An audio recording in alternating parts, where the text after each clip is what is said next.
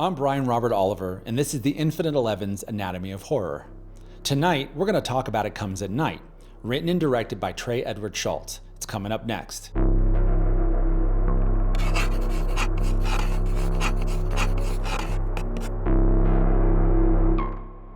It Comes at Night is about a family of three that live in a cabin deep within the uninhabited woods. We don't know much about the outside world, but we do know that this family is terrified of an illness that has no doubt killed off a large portion of humanity. Everything they do is about their own survival. However, a new family of three arrives and are invited to live in the cabin. In the beginning, everyone seems to be happy, but as time goes on, paranoia sets in, and that us against the world mentality rears its ugly head into the equation.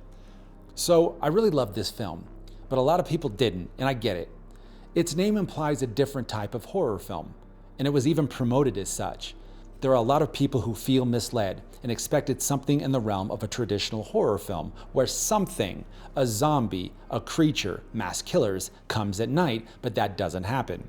This is a drama-first horror film, and some claim it's not a horror film at all, but I disagree.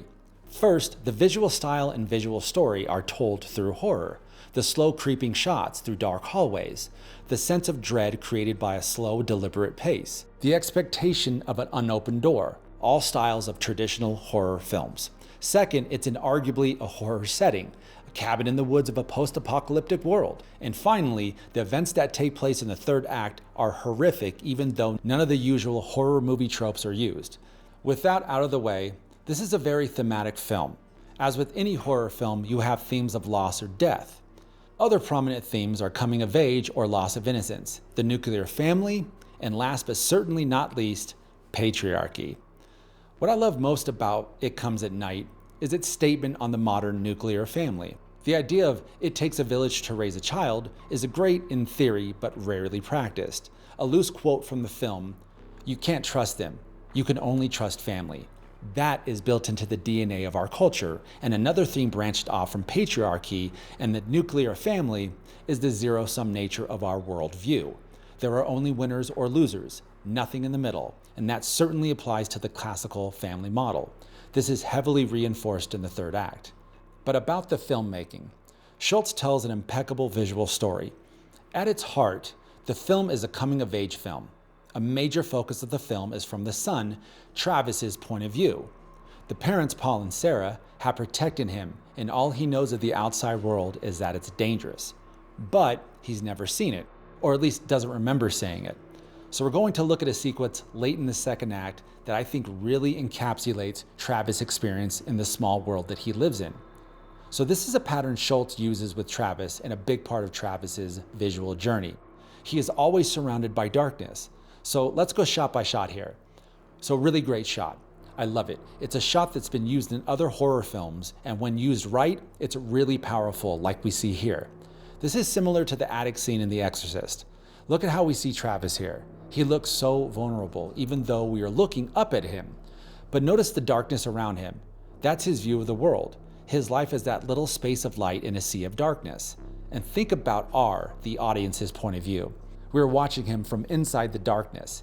It's a wide shot. There is some distance between us and the subject, but there is something kind of subjective about the shot.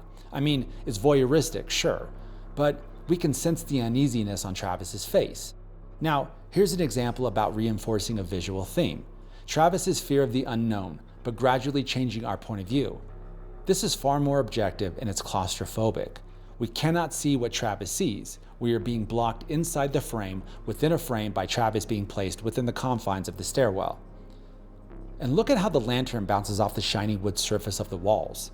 It's reminiscent of a coffin, and though I'm not entirely sure of Shults' intention here, but it gives the shot an extra dimension and could be giving off a subliminal message. Drew Daniels, the director of photography, did a phenomenal job. And the editing. Notice how Shults lets the darkness linger. And then we see Travis carefully, deliberately peek his lantern around the corner. This, of course, lets us know that there has been a lapse in time. Travis didn't just walk from the staircase and into the hallway, but this is what Trey Shults wanted us to see. Again, the same theme here, but it evokes another feeling. This one reminds me of the shot in Alien with Dallas in the air ducts. Look at how we see Travis. We know he's 17 and he's tall and strong. But we are being forced to see him as a child, small, alone, and vulnerable. This is how he feels. Look at how long this hallway feels, and then this cut right here. Okay, so I don't know this for sure, but this is not a tracking shot, but a zoom, or it really looks like it. There's definitely a zoom involved in the shot. The movement creates a sensation that feels a little dreamlike and not exactly natural. The previous 3 shots were all static, and now we have a new point of view, Travis's. Of course, we are behind him in the action, so the tension keeps building, but the movement from the zoom lens changes perspective. Look at how the door keeps getting bigger in the shot, the pacing, and then this. Man, the pacing, shot selection, cinematography are so good. A reaction shot, and a good one at that. It's extremely subjective and neutral, and for great reason. The most important piece of information given is Travis, the story being told in his face. Look at him. He's afraid. He's tired, but notice how the frame keeps moving. Yet other than that brief zoom out at the beginning of the shot, Travis is still in the same place in the frame. This shot has been used many times before, most famously in Jaws, and this is an example of using it sparingly, and it's at the perfect moment. It's known as a dolly zoom, and when it's done right, it puts you in the shoes of a character who's lost all illusions of control of the physical world. And then back to the zoom. The tension is building to a crescendo. And that is how you use darkness to build character and tension, how pacing affects tension, and how to utilize simple tools to tell a story on screen. It Comes at Night stars Kelvin Harrison Jr., Joel Edgerton, Carmen Ahogo, Rylan Keough, and Christopher Abbott. Until next time.